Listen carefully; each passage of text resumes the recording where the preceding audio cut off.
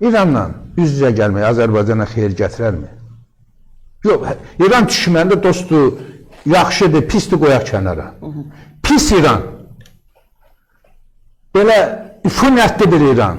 Bugün Azərbaycan onunla üz-üzə gəlsə, Azərbaycan xeyrinədir mi? Yox, əlbəttə. Onda sizən onun üstünə nəyə gedirsən? Niyə pis olmaq, bizi üz-üzə gətirirsən?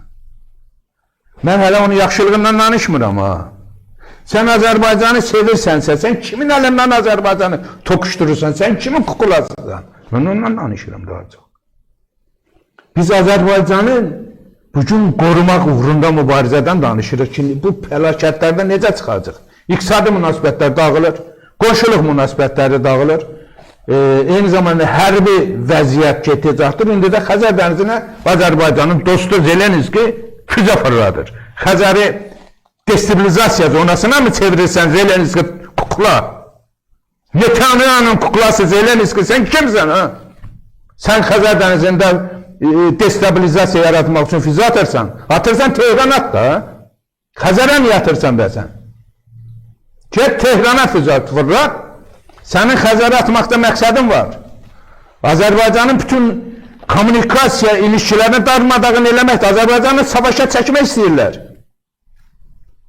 Bilirlər ki, İran savaşında Azərbaycan nə qədər savaşın qarşısında duracaqsa, bir İranla mübarizə olaraq uğur gətirməyəcək. Nə qədər savaşın içinə çəksələr, İranda iç qarşı durma yaranacaq. Onu bildiklərinə görə Azərbaycana qarşı bütün pisliklərdən istifadə edirlər. Hələ də çoxsu Zelenskinin aşiqidir ölkədə. Adamı sual verirlər, Zelenski, sən kimin oyunu oynayırsan? Söhbət Ukrayna dövlətindən, xalqından getmir. Sənin bugünkü əməlinlə gedir.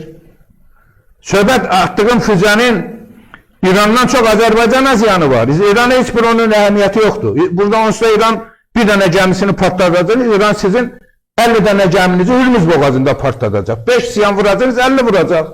Necə ki vurur. Amma sənin məqsədin o deyil axı. İran saatda 8500 kilometr hədəfi vuran füzə atdı o günü 5 dənə. Sən də 3 minlik, 4 minlik at, Tehranı vurdu. Sən Xəzər dənizində gəmi niyə vurursan? Məqsəd, burada Xəzər dənizi axı kommunikasiya yoludur. Azərbaycanın İpək yolunun əsas düyün bölgəsidir. Sən onu vurmaqla nə demək istəyirsən? Hər kəs bilməlidir, Xəzərdə destabilizasiyanın yaranması Zəngəzur dəhlizindən daha təhlükəlidir, bizdə olmamasından. Bu da bir dəhlizdir də. Sən oradan nə marağın var deyə yaradır. Götürürlər hələ Zelenskinin aşiqələri çıxır ortada. Məsələn, bu cürə bütün sahələrdə əleyhimizə gedir, çox adam da bilmir kimi dəstəkləyir. Nəyə görə, nəyin uğrunda mübarizə aparır, heç bir haqqından anlayış yoxdur. O günü ASTV bəyanat verir ki, İttihat niyə ona düşmən deyir. ASTV sən İranın dostusun, onda bəyanat verir ki, mən İranın dostuyam. Bir də ASTV nə elədi ki, İran onu düşmən siyasına saldı? Xanım, İranın İttihat qüvvəsi bir saytda düşmən qurumlar elan edir. Hətta ASTV dolarını çıxarır. ASTV də deməlidir ki, bəli, İttihatın gözündə biz düşmərik. ASTV İttihatın düşməni deyilsə, deməli dostudur da. Məndə sual verirəm, sən onun dostusan mı? Yox. Mən məntiqlə danışıram hələ. Mən niyə düşməndir, niyə dostluğundan danışmıram ha? Mən yanaşmadan danışıram. Sonra da bütün Azərbaycan mediasını ayağa qaldırırlar ki, sən niyə belə bəyanat veribsən? Azərbaycan mediası ya mən? Məndən soruşsalar ki, sizcə ASTV İranın dostudur, nədir? Deyim dostudur. Düşmənidir. Deyəndə görürəm ki, daha çox düşmənçilik var da. Peki səhv deyirəm. Niyə açıq danışanmırıq axı? ASTV-nin proqramlarını mən izləmişəm də. Bütün İsrail pərəstlər, Netanyahu'nun uşaqları oradadır. Axşama kimi. Birinci ASTV sən özünə nizam gətirsən, dövlət başçısın, siyasətinə uyğun siyasət yürüt də. Dövlət başçısı Pezişkiyanla davamlı əlaqə saxlayır. İran İsrail savaşında qonşu İrana dəstək verdiyi haqqında bəyanat verir. Amma siz axşama kimi çıxır, İsrail uşaqlıq eləyirsiniz. Özünüzə nizam gətirin də. Mən bilmirəm ki, Azərbaycanda Qəndilin uşaqları PKK-nın uşaqlarına söhbət gedir ha. FETÖ-nün uşaqları, London şiəçiləri, Rusiyanın 5-ci kolonu, bütün Azərbaycanda nə qədər uzantıları varsa, bu savaşda Azərbaycanı savaşın içine çəkmək istəyənlərdir. Hamısı. Birdən London şiəçiləri deyəndə də çoxsu çaşır. Elə bil ki, bu fərqli bir anlayışdır. Azərbaycanda 5-ci kolon var mı? Türkiyədə də hələ təmizlənib qutaran bildi ki, düz 10 ildir təmizlənib qutaran. Rusiyada var mı? Hər yerdə vardır. Amerikanın özündə daha güclüdür. Amerikada olan 5-ci kolon görürsünüz də, dövlət başçısı Trump'ı kukula kimi oynadırlar. 5-ci kolondur da. Məlum olur ki, Amerikanın kəşfiyyat rəhbəri deyir ki, bu savaşa girməməliyik. Massadın bilgiləri Trump'ın storisinə gəlir, Massadın qərarından hərəkət edirlər. 5-ci kolon deyə yox, güclü olan. Ondan sonra Amerikanın hərbi kəşfiyyat qurumu rəhbəri istefa verdi. Dokada da açıqlama verdi. Bütün dünya dövlətlərində 5-ci kolon vardı. İranda yoxdur ki. İranda olan 5-ci kolon İsrailin, Amerikanın, Batının, dünyanın bütün dövlətlərindən güclüdür. Azərbaycanda və dünya şiələrinin arasında olan şiə tərəfdarları adında tanıdığımız dindarlar var. Ha. Bunların hamısı İranın 5-ci kolonuna deyil, dövlətinə bağlıdır. Yox, böyük əksəriyyət Bakıdakilərin 5-ci kolonuna bağlıdır. Azərbaycanda indiyə kimi törənən din adından qurumların, yəni fəaliyyətlərin çoxsunun mərkəzi London olur. Amerika olub, İsrail olur. Azərbaycanda türkçü və turançı tanınan sosial şəbəkədə olan insanların %90'ı İsrailə bağlı. Bilirdiniz mi onu siz? Mən gündəlik həyatımda onu bilirəm. Adlara baxın, Bilge Xaqan, Tony Cook, Atatürk, Elçibək. Ama baxırsan, bu adamın nə millətə, nə dövlətə aidiyyəti yoxdur. Amma millətçi şüarlar böyük təsvif keçdi. Niyə? İçərdə parçalanma, qarşı durma yaratmaq, cəbhələşməni həyata keçirmək. Bütün bunlardan biz danışırıq. İranın 5-ci kolonunun Azərbaycana qarşı terror elədik, cavabsız qaldı. Bildiniz də onu? Londonda səfirliyimiz olan hücumu kim həyata keçirdi? Londonda keçirildi. Doğrudur mu? Təşkilatın adı nə idi? Mehdinin uşaqları, Mehdinin qulları adında təşkilat idi.